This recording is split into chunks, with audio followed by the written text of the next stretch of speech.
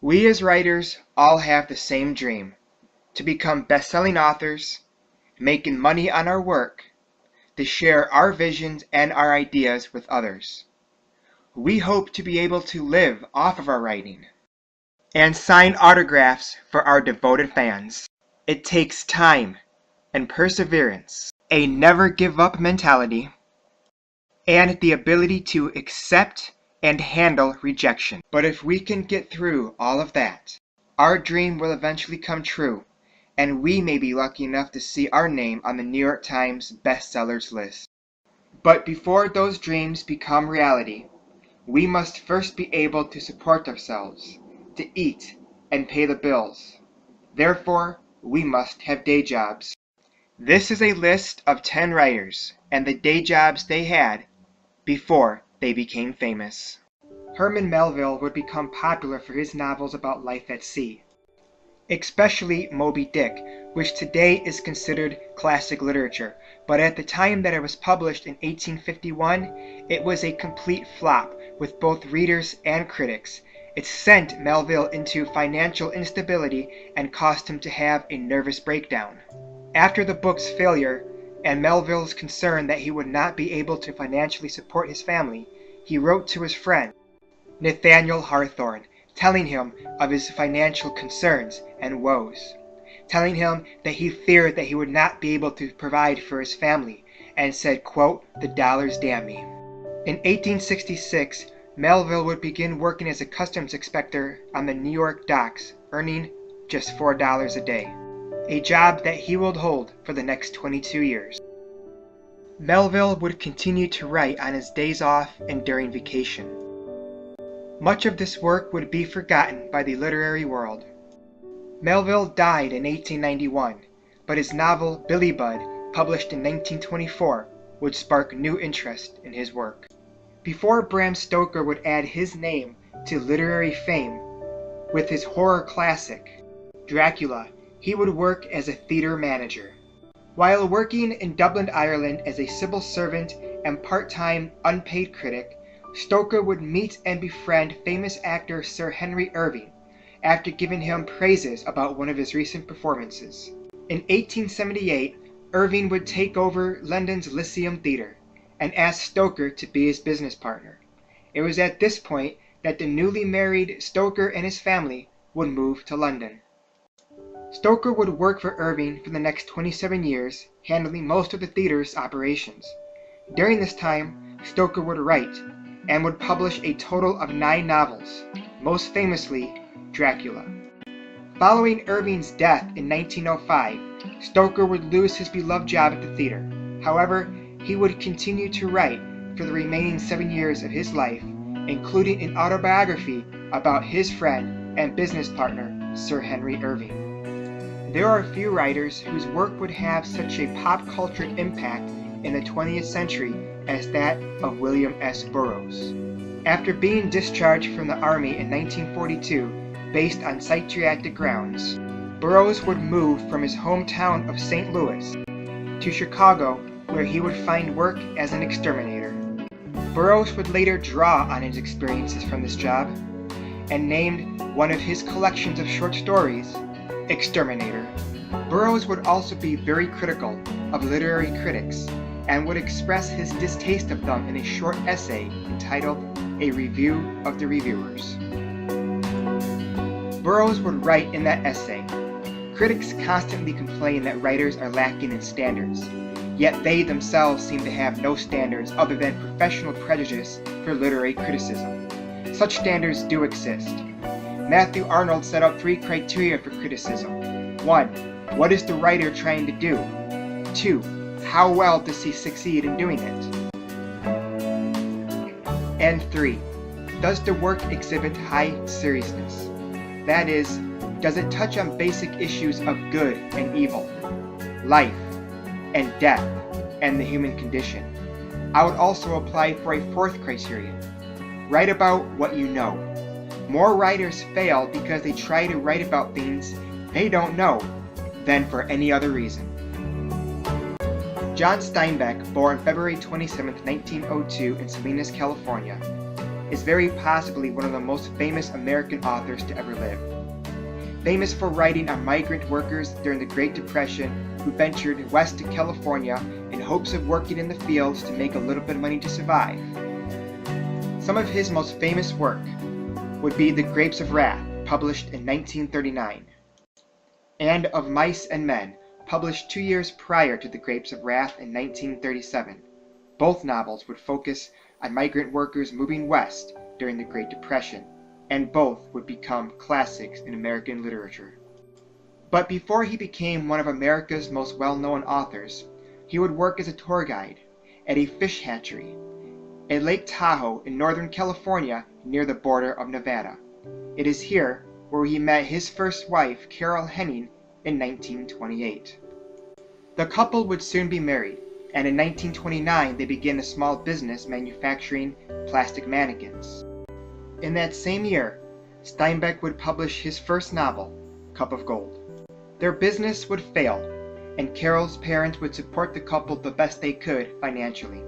Steinbeck would nonetheless keep writing, and would win a place in the hearts of readers and the Literary Hall of Fame. Eric Blair, or as he is better known by his pen name, George Orwell, was born on the 25th of June, 1902 in India, and would become one of the most famous writers of the 20th century. In 1922, at the age of 19, George Orwell, or Eric Blair, enlisted in the Imperial Police and served as a policeman in Burma. Following work in Rangoon, Mandalay, and Insan, in 1927, Orwell was posted to Katha in the far north of the country, where he contracted Dagoon fever. After being sent home to England to recuperate, he resigned from the Imperial Police and moved to London to pursue a career as a writer. His experiences in Burma eventually inspired the novel Burmese Days, first published in 1934, and the essay Shooting an Elephant, published in 1936.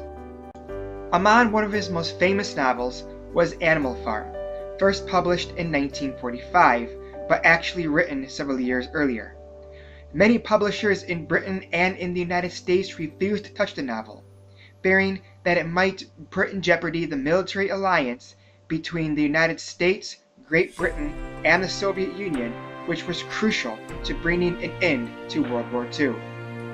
Animal Farm was a direct criticism of the Soviet government and its leader at the time, Joseph Stalin, who slaughtered millions of his own people in order to gain and to keep power.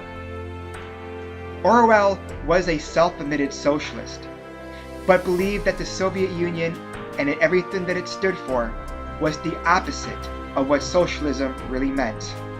Of course, one cannot talk about George Orwell without mentioning his novel 1984, first published in 1949, which tells the story of a dark future where the people are ruled by a tyrannical, dystopian government, and every thought and action is watched closely by a leader known as Big Brother. So you better watch out, for one wrong move could get you in trouble. Harper Lee would write one book, but that book would become one of the most famous books of all time. That book would, of course, be To Kill a Mockingbird, published in 1960. In 1962, after the book enjoyed much success, it was adapted into a very successful film starring Gregory Peck. But before Harper Lee began to write, she worked as a ticket agent for an airline. That was until a friend gave her a year's salary for Christmas. It was at that point that she quit her job and sat down and began to write the first draft of To Kill a Mockingbird. Today, Stephen King is known by many as the master of horror. But before he began to crank out some of the scariest stories that you ever read, he actually worked at a laundromat. King would write short stories while working the job until 1971, when he found work as an English instructor at Hampden Academy. In 1973, King would publish his first novel, Carrie. And after the book saw enormous success and a film adaptation, everything that King ever wrote after that was gold. And the rest, along with his movie adaptations, are history. Philip K. Dick is one of those authors whose work would become most famous after his death. Dick's work is often twisted and bizarre, his stories questioning conventional reality as we know it. Dick was also interested in theology, God, and the universe. And after having what he referred to as a religious experience of his own, he became obsessed with finding out the truth about God. This fascination would find itself in many of Dick's most famous works, such as Valis, or Vast Active Living Intelligence System, published in 1981. And again, in what is considered unofficially to be the sequel to Valis, The Transmigration of Timothy Archer, published just after Dick's death in 1982. Not until shortly after his death would Dick's work become most famous, as his novel Do Androids Dream of Electric Sheep became the inspiration for the blockbuster film Blade Runner, starring Harrison Ford. Other inspirations from Dick's work include the Amazon series The Man in the High Castle, based on his novel of the same title, about an alternate history where the Nazis won World War II. His work would also be the inspiration for other films such as Total Recall and many, many others. While writing some of his earliest pieces and trying to make it not only as an established science fiction author, but a writer of mainstream fiction as well, Dick would work as a clerk at a record shop, which wasn't all that bad to him because he was a fan of music, especially classic. The job also allowed him to interact with people on a daily basis, which he also enjoyed. Edgar Rice Burroughs, born September 1st, 1875, worked as a ranch hand, a salesman, and an advertising copywriter before trying his hand at fiction in 1911. Edgar Rice Burroughs would find success early on in his career, writing serialized stories for pulp magazines. Burroughs' most famous work would of course be Tarzan of the Apes, first published in 1912. Burroughs would continue to write the series until his death in 1950. Since then, the franchise has been turned into films countless times, as well as comic books. Burroughs would also become well known for his Barsoom series, or as it is known today as the John Carter series, first serialized in pulp magazines in 1912 and later turned into a hardcover novel in 1917. The story follows the adventures of U.S. Civil War veteran John Carter, who finds himself transported to Mars to find that the planet is inhabited by various races who are at war with one another. Carter finds himself fighting in this war, as well as marrying the princess of one of the tribes and becoming a prince. The story is considered by many to be one of the first space operas ever written. H.P. Lovecraft is considered to be one of the greatest horror writers of all time, maybe with the exception of Stephen King. Lovecraft suffered from poor health for most of his life, and his constant sickness prevented him from going to college. So, in order to make a living, he made money as a ghostwriter and rewriting the work of others. He spent most of his life living in seclusion and in poverty. One of Lovecraft's most famous stories was The Call of the Cthulhu, first published in the pulp magazine Weird Tales in 1928. Since then, this creature has been adapted many times in various fantasy books, movies, and games. Lovecraft failed to support himself financially with his writing, and quickly burnt through the inheritance left for him. He often went days without eating. His work would not become popular until after his death. In 1937, he was diagnosed with cancer of the small intestine and died as a result of malnutrition later that year. As writers, we may not make it big today. We may not be famous tomorrow. But we have an ambition to succeed and to make our dreams of living on the craft that we love a reality. So whatever day job it is you have, keep on writing every single chance you get, for eventually your dream will come true. You will be published. You will be financially sound, and your work will be loved by millions all over the world. I'm Brett T. Mazzoni, and I too have a day job.